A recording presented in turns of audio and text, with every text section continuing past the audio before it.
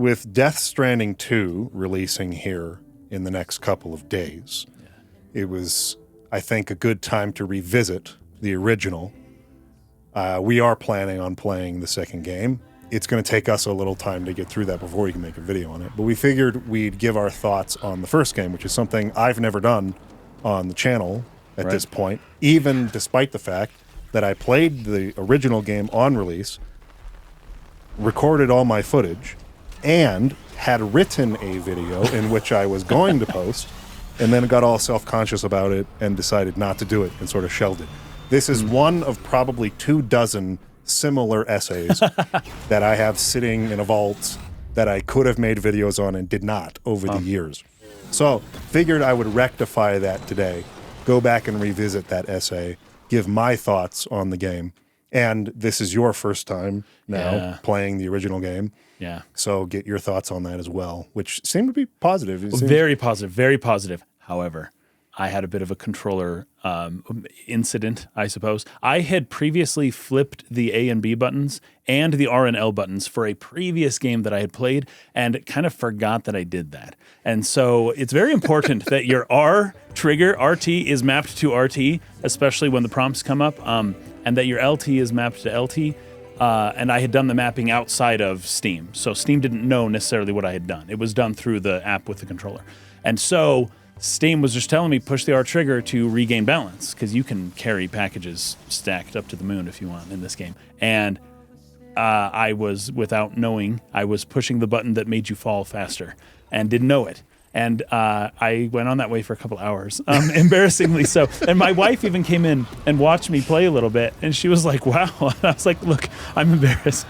It looks like I feel like I've never played a game before in my life. This is so unbelievably frustrating. Once I got that issue resolved, the game really started to brighten up for me, and I really enjoyed it. And especially by the end, I got so into the story and into some of the characters that I just had to see it through, and it was very satisfying. I really deeply enjoyed this game. Yeah, this, like other Kojima titles we've talked about, Metal Gear Solid 1 and 2, is difficult for me to even know where to begin.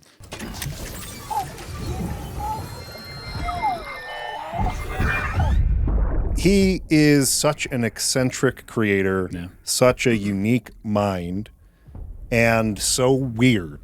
And I can do nothing but respect that tendency to want to get weird. Yeah. Because what it does is it creates totally unique games that are not being made anywhere else in the industry. That's right. There's nothing else that feels like Metal Gear, and there's nothing else really that I feel like is similar to Death Stranding, both in its world and story and even in the gameplay loop itself. Paperboy, SNES. Did you play Paperboy? I sure did. Oh, man. Delivering packages. That's about the closest it gets. You know what's funny? Another thing that really highlights how unique this game is that we had some members of or at least one member of our Patreon community reach out and say, hey, I deliver packages for a living with UPS. Let me know if you want my opinion on the podcast. And it was done tongue-in-cheek. It was a joke. Yeah. But it's funny that somebody is like, oh, I do that in the real. You know, maybe you could get a real-life perspective here. It's just hilarious that there's a game like that. Kojima is a confounding creator to me because, on the one hand, I really appreciate his willingness to do weird and wacky and experimental stuff. I think it's really important. Oh, yeah. Particularly in the AAA space, someone who's trying to work within that big budget and really high production value. Yeah, big name actors. Yes. Yeah. I think it's really important that somebody is willing to get crazy with stuff in a landscape that more or less plays it very safe. Yeah. So I respect that a lot. At the same time, there really is some just crazy, weird ideas that do at times not really mesh with my own sensibilities. Gotcha. And I wouldn't blame anybody who feels this is too weird, it's too out there, it's too bizarre. Right, like it's just not for me kind of thing. Yeah, I don't blame anybody for that. But I had a really great experience with Death Stranding despite those things. Okay, the first couple hours of the game were that for me. After I couldn't get the controls down, and the controls are still difficult even if you don't have the RNL flipped, right? There are some tricks to help make it easier that I looked up as I was trying desperately to resolve this issue I was having controlling Sam. But I remember thinking an hour or two into the game, like, I don't know if this one's for me, man.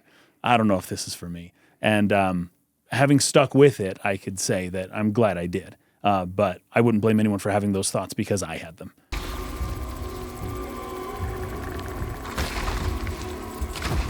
I know that there's some clunkiness and some goofiness and maybe even some not super well polished aspects to, say, the combat of the game. Oh, gosh. Though that's not really the greatest focus of the moment-to-moment gameplay. It's more the balancing, planning your routes, using your resources judiciously to give yourself the best chance to make it through somewhere without having to trigger conflict. Right. Being able to get somewhere safely without putting your parcels and packages in danger. That part of it was really interesting to me, more so than the combat with the BTs and things of that nature. With the combat, I also have to bring up, though, that the director's cut did tweak some things and make the hand-to-hand combat and the physical combat within the game easier and more palatable. Now, I didn't play the original, so I can't comment to that. But in the list of pluses for the director's cut, people have said that it really improved the combat quite a bit. And that's kind of the only version of the game available to purchase anymore, unless you're buying online on the PS4 or if you have a physical copy of the original. Right. So, yeah, I played the original. I have not played the director's cut, so I can't necessarily make the comparison either. But I never felt like it was so bad or so clunky that it hurt the experience tremendously for me.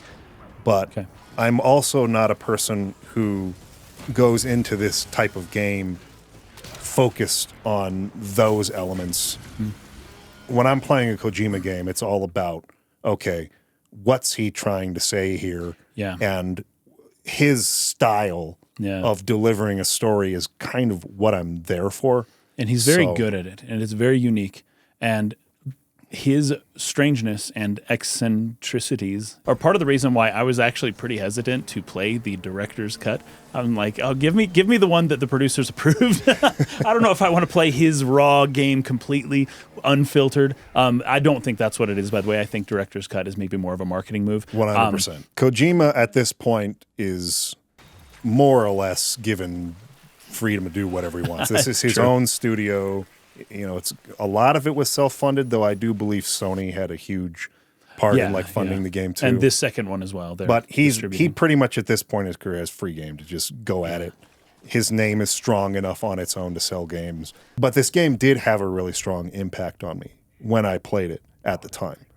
And so I have this essay that I wrote. I figured I would read some parts of this and sort of resurrect it so that people can know what my thoughts were at the time. They are more or less unchanged as I've gone through and refreshed my memory on the story and things like that. But I wanted to give you guys a taste of this video that I robbed you of years ago. And that's when folks started holing up in the cities. And couriers like yourself got put up on a pedestal. The basic premise of Death Stranding is that there has been this apocalyptic event called the Death Stranding. Right. And essentially the entire world is disconnected the way that, say, we are now through the internet and through satellites and networks and things like that. We are no longer at a point after this event in the story where people are able to communicate online like that. The survivors of the event are all separated into little city-states that do not have direct communication with each other. There's a company called Bridges, which essentially brings in people who are brave enough to go out into the wilds of the world to brave not only the terrorists and bandits and people out there doing bad stuff, but also these supernatural sort of entities called BTs to deliver goods and packages between different cities. So the only communication is basically carried by these porters. And our main character is one such porter. Another crazy danger that they have to face out there is something called timefall, where rain is now sort of fused with this chiral matter, where when it touches a person, or I guess anything it comes in contact with, it rapidly ages it. Sort of, essentially, it's like skipping this thing that it's coming in contact with into the future. So you have to wear special clothing to protect against that. The world is just a super dangerous place for numerous reasons. But Sam, our main character, is one such porter who is, at this point, kind of a lone wolf. So he's not associated directly with bridges anymore. He's just a lone porter going out on his own. He is tasked in the game with setting up a new network through the United States, or what used to be the United States, connecting these cities so that they can talk to each other again. I've been expecting you. It was at this moment, during episode 3 in Death Stranding, that the bow was tied on its core message, and I finally understood what it was really about. That's not to say that the message is in any way cryptic or subtle as far as the main story goes. It had been delivered in more overt ways elsewhere beforehand, and I had quote-unquote gotten it on an intellectual level. But it was here that I had no choice but to internalize that message, where it made me rethink some of my own worldviews. After connecting this character, the Elder, to the chiral network, he lectures you about how connecting people is a mistake, how at times like these people need to keep to themselves. However, right on the back of making that assertion, he says this. Sorry. It's been a while since I last talked to anyone. So he was kind of going on and on there and really getting passionate about his views about why connecting people again is a bad idea and how it will only lead back to this exact situation. The contradictory nature of the character's dialogue here is an excellent example of subtle storytelling. It's a small exchange, but it honestly says so much. Despite claiming to believe that connecting society is wrong, this man is ultimately driven by his personal need for human connection. He might say that it's better to stay in isolation, but the first chance he gets to talk to someone, he's completely swept up in the moment. There are lots of other ways in the game where they plant this idea that Hideo Kojima's really striving for with the story, which is the drive to isolate. Sam himself has this condition. That's right, yeah. Right?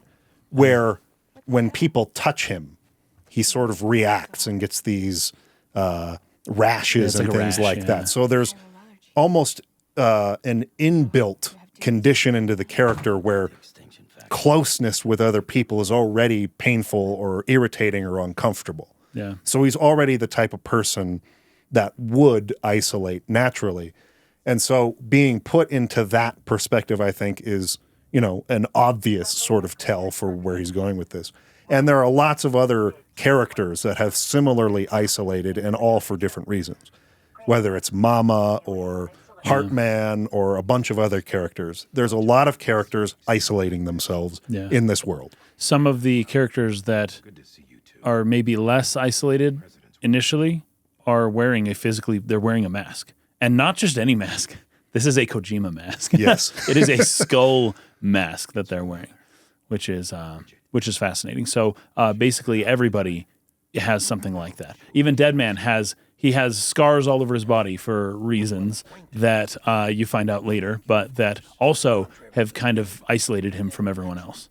All of this is to say the story is playing with this idea of the inclination, I think, in our world with how chaotic things can be, how difficult discourse is becoming in a hyper-connected world. Right. Some people are feeling the inclination, and I'm one of these people, for sure, to isolate more. It is a bad idea to connect the world like this. We should go back to smaller groups, isolated groups. I think this is something that a lot of people have felt in the face of the internet and satellites and global connection. Social media. And social media in particular. So my thoughts were also there. And it seems Kojima wanted to say something about that kind of internal struggle people might be having in the face of some of the conflicts we're having in the world today. I wonder if another factor into why this game is maybe needed to have a sequel is because this game was released right before the 2020 pandemic, where this became a lot more prescient. And once again, Kojima has shown some prophetic abilities.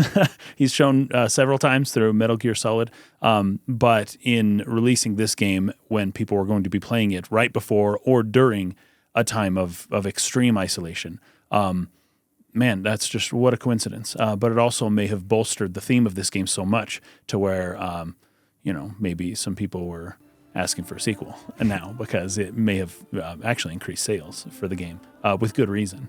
Yeah.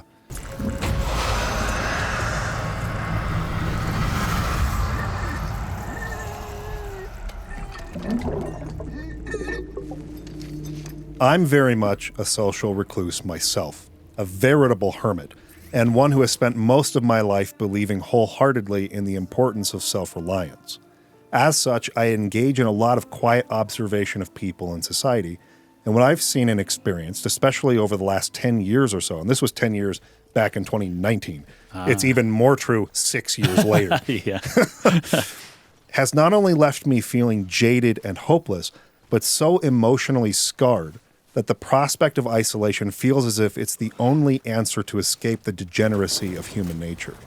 I'm repulsed by the narcissism propagated by social media, the bad faith with which people engage each other in public discourse, the tribalism and total unwillingness to compromise on anything, and the demonization of everyone who falls outside of a strict ideology. All of it sickens me. The more I see it, the more I want to eject myself from civilization. For a long time, I've had this idea that I would be happier in isolation, separated from the insanity all around me. Death Stranding made me question that. And I can't really stress this enough, how important that was for me in that time, right before the 2020 pandemic. Yeah, I think before things got even worse. And being able to see the fruits, again, not even necessarily for myself. I think I did better than the majority of people through the 2020 pandemic. Yeah, I feel like introverts didn't have it quite as rough. To a certain degree. Yeah. But there are so many people, particularly people I know, close to me, who just absolutely struggled through that period. It was horrible for them. Yeah. And seeing that was sort of an important layer of evidence to what I had taken away from this that began to change my mind about these things. But this was the first catalyst in me going, what I've thought my whole life about what I just knew somewhere in my brain would make me happier probably isn't correct, despite the fact that it spits in the face of everything that I see as common sense, I guess. Right. What's common sense to me, but probably isn't to most other people.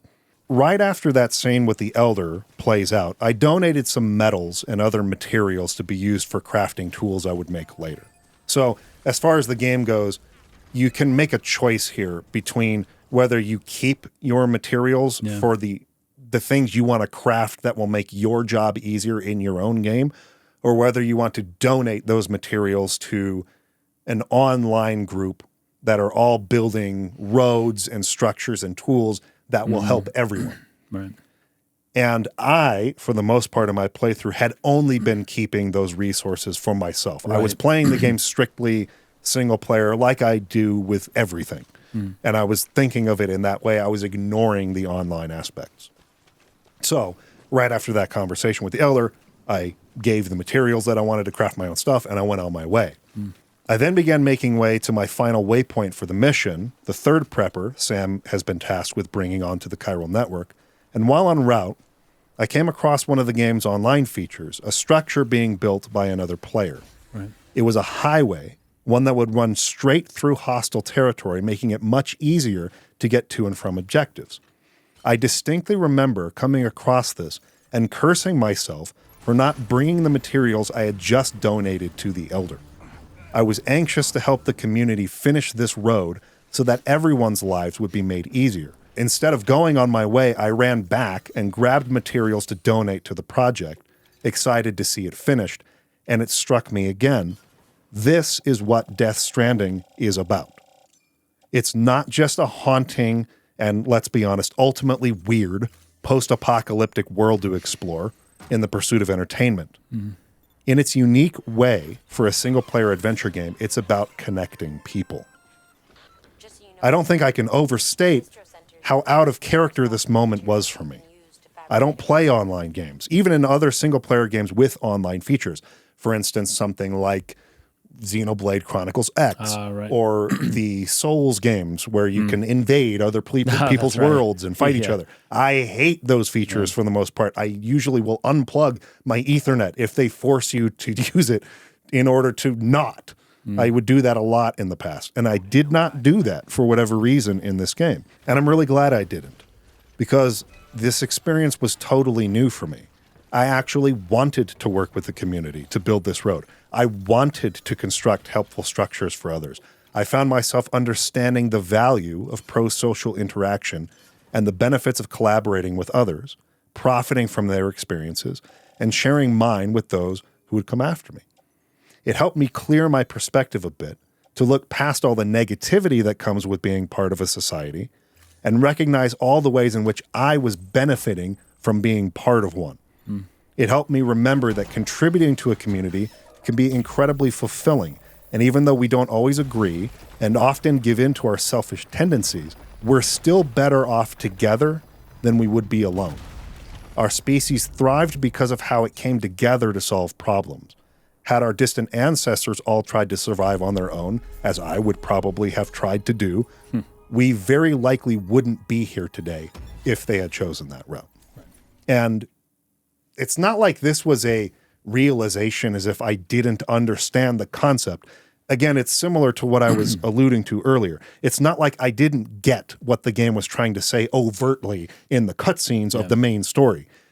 But having this experience where I ran past the community project, saw it, went, dang it, why didn't I bring those materials to this in a natural way, and then realized what I was doing and how out of character it was for me. Right. That sort of experiential understanding is what really moved me in this game. And it was a profound experience that began to change my worldview and perspective on all of this in a way that I can't feel anything but gratitude to Hideo Kojima for making this game where I wouldn't have had that experience any other way. I had to play it. I had to walk through it. I had to experience it in the way that games give you an experiential story in order to get this point, I feel like, in this very unique way, if that makes any sense. This, to me, is at the heart and center of what Death Stranding is trying to communicate, and it does so in really profound ways. I'll be the first to admit that I was highly skeptical of this game before playing it. Me too. I thought it was overly obsessed with surrealist imagery. Now, this part of it, I am really interested to get your perspective on, what symbolism you felt you could pull from it. But I felt it was way leaning too hard into that and being really vague, coming across as weird for the sake of being weird. And in many ways, I still think those things are true, actually. But I've never felt, well, I guess I shouldn't say but. I've also never felt like Kojima's storytelling sensibilities have necessarily aligned with mine perfectly. And this is not a perfectly executed story, but it's a game that knows what its message is, and it delivers it with finesse. I really, truly believe that. The fact that the message also happened to be relevant to me and my way of thinking made my experience with Death Stranding deeply personal. It challenged my beliefs in a way that's both healthy and much needed at this stage of my life. And in the end, that's what good art is all about. Living is no different from being dead if you're all alone. I don't know if you saw any of this because you've been playing the game years later, but I do remember at the time the game came out that there was a huge debate, many people making videos online about whether or not a game has to be fun or whether its central aim should be a gameplay loop that is quote unquote fun to play. Well, that Do you depends remember on, anything of that conversation? I do. This is a long time ago, though, but you awakened something deep in the recesses of my mind. That's funny. That is a denial of the artistry of games, is the way that I would see that. Does a painting have to be fun? Are games art? ? That's it. Like those two questions right there should lead people to maybe are games art? Maybe that isn't the question. Can games be art? Maybe that's a better question. And if games can be art and art does not have to be fun, like look at Hieronymus Bosch's paintings or the Screaming Man or even some of Van Gogh's stuff, like the art doesn't have to be fun. But art, I think, always has to be meaningful. That's probably a better word for it. And if video games can be art, then a video game can get by on meaning alone without necessarily being fun. Yeah, I think you picked a better word. You picked the word meaningful. I picked the word interesting. Oh, sure. Okay. Right? And that's why all this debate springing up around the game about whether or not a game needs to be fun to be worthwhile has been both baffling and frustrating for me. I'm honestly shocked to see how widespread that belief seems to be shared. First of all, fun is obviously subjective. There are certain things people find fun that I would argue are unconscionably boring, or maybe even a total waste of time. And to be fair, vice versa, right? Like people are going to think that about stuff that I think is fun. Totally. My wife and I sometimes disagree on what things are fun or not, right? Or what things are incredibly boring. Right. Here's a great example. We had a conversation about this the other day. She loves to just go sit in nature, right? Cool. It's just whether you go to a park, whether you go on a hike somewhere, whether you just sit on the front porch. That's and healthy. Just I like sit that. There. Yeah. I agree. And it's meaningful. I agree. And it can be interesting. I agree. Yeah. And it's interesting to me for about 20 to 30 minutes. I see. She would like to sit there for hours if she could. And in silence or just talking, just turning your brain off and relaxing and just sitting in the sun and in nature and trees and hearing birds. Nice. For me, my mind gets restless at a certain point, and I feel like I need to be doing something. Yeah, start making a spear, find a good walking stick, the perfect walking stick, which is always a challenge. Yeah. Find a cool rock to skip in the nearby river. Yeah. Have a discussion about philosophy or something that gets my mind engaged and working. Otherwise, I start getting really restless and bored. I see. And so what she finds fun to sit there and turn off the mind and let it rest, which I do. I'm not knocking this. I think it's That's actually healthy. important. Yeah. I just struggle to do that for a long period of time the way she does. I see and what so you're saying. we were having a little bit of a disagreement about this. She wanted me to join her and I wanted to go do something else. Right. So anyway, the point is there's no right answer to that, right? There's no such thing as like what is fun like for everybody. So to me, the deeper issue is actually this. Even if a game doesn't elicit the emotions we associate with fun, it can still be satisfying. It's not about whether a game is fun to play, but whether it's interesting, or I like your word, meaningful. Meaningful. Lifting weights is not necessarily fun for me either. That's a good point. If exercise and eating healthy were considered fun, everybody would be in incredible shape. Lifting weights is painful and challenging, and it makes it impossible to get off the toilet after a good leg day. That's right. But the health benefits I get from that hard work are really satisfying. Similarly, there are lots of movies, many of which I would consider my all-time favorites, that are not fun movies to watch. Yep. Tree of Life. Yeah, there you go. A bunch of, they're tough movies, Yeah. right? They can be uncomfortable and unpleasant sometimes. And that being said, the introspection they inspire and the discussion they generate have made me reevaluate what I think and believe, and that elicits personal growth. And I find that fun. That process, process of thinking through things, of reevaluating, of introspection. I don't know if fun's the right word. It's just kind of fun to throw that into this discussion. But I enjoy that process a lot. And other people probably don't in the same way that I do. Anything that is fun is interesting. Right. But things that aren't fun can also be interesting. Yes. And what I'm saying is that's the key. You have to be engaged with the thing in some way that is meaningful, but it doesn't have to elicit the emotions we associate with fun. I'm sitting here smiling and having a grand old time and, oh man, this is a blast. Like, I don't have to feel that while watching Tree of Life to have a really good time with the movie otherwise, or 2001: A Space Odyssey, or whatever, right? So in the same way, a game needs to be interesting in order to be a worthwhile experience. It does not need to prioritize fun as its singular goal. To force that issue demonstrates a shallow perspective on a medium that can do a lot more than that. If the reason you play video games is to have fun, and that's all you want out of them, that's valid. Perhaps that means Death Stranding wouldn't appeal to your sensibility. But almost every reviewer I've seen has made that concession. However, it's crazy to say that if a game doesn't appeal to your particular idea of fun, that the concept should have been adapted to a film or something else. And I've seen many people who have said things like, if I want a story, I'll read a book or I'll watch a movie.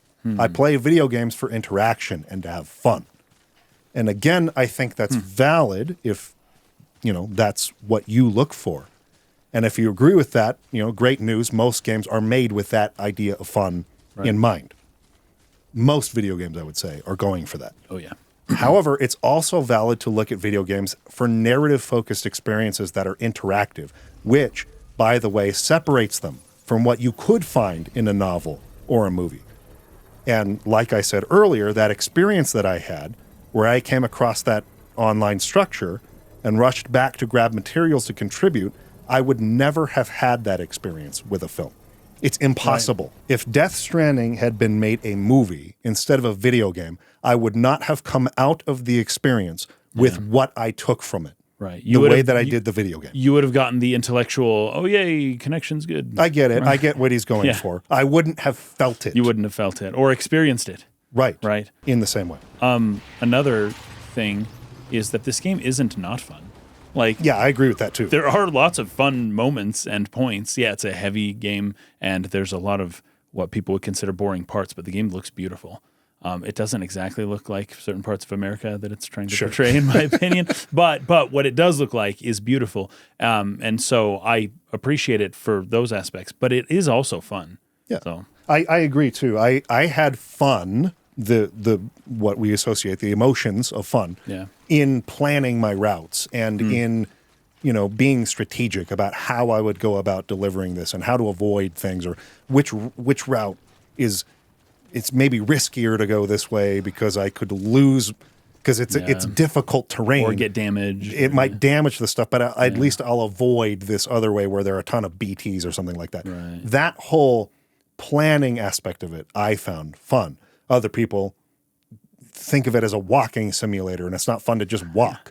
But, I didn't see it that way personally. In any case, my experience was only possible because Death Stranding is interactive in nature. Game experiences like this can coexist in the same world as the ones made for pure entertainment value, and it's ludicrous to say otherwise.